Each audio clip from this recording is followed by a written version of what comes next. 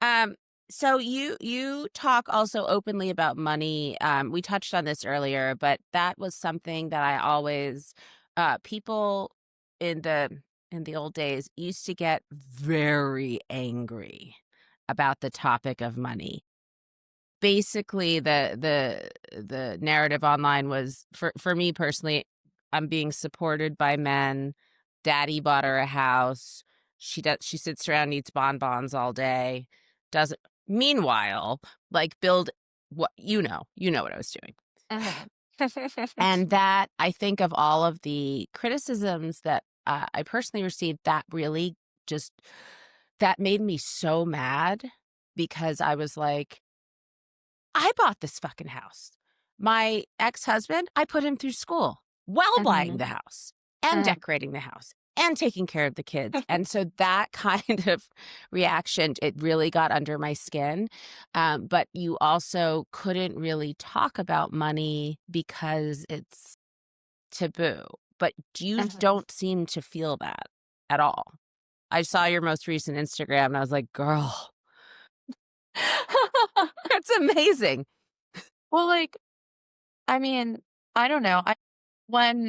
I'm in law school to be a public defender, the whole reason I feel comfortable taking a job that's gonna pay pretty shit is, like, because of this money, and I feel like it's also I think it's become the way that you legitimize what you're doing, right? Like, it's all fun and games to, like, be like, "Oh, well, she's a whore." Okay. Well, Sure, who's she not the dances on cat? TikTok. But when you're like, "No, no, no, receipts." Right? Like, it's like an easy way to be like, "Look, I get it that you might think that this is, like, debasing myself, but you let me know when you make 7 figures," right? Like, so Have you ever struggled with feeling like you're debasing yourself or, like, made missteps that you were like, "Oh, that didn't feel good. Let me walk that back?" honestly, no. I, like everything I wanted out of life which is to be a lawyer, eventually to go back and get a PhD and to own a nice house, has been accomplished through this job.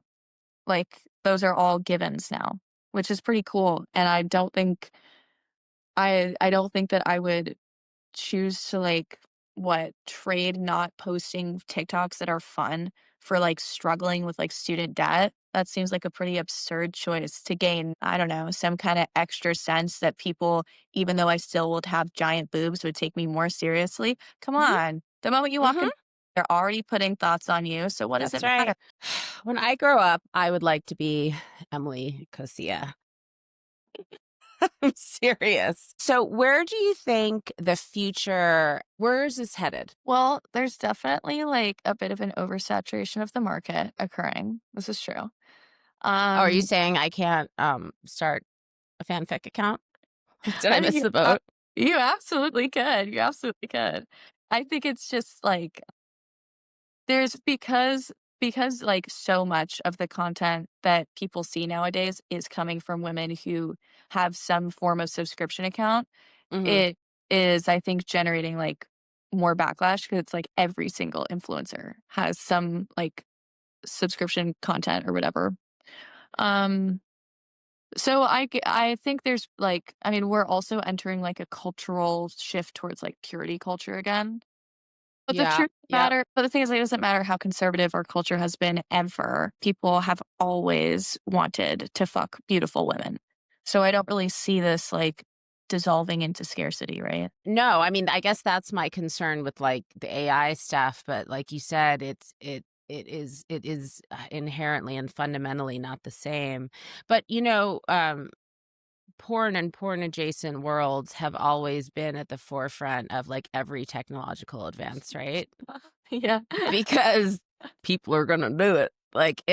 Huh. That's just isn't that, like, how the internet was created? Was it? I would really hate to hear that. I know, I'm pretty sure it was, like, the earliest, like, little HTML email, like, not emails, codes that guys were sending back and forth to each other were, like, boobs and butts made out of numbers and That's stuff. so classy. Yeah, I'm gonna have to look that one up. I'll send that to you.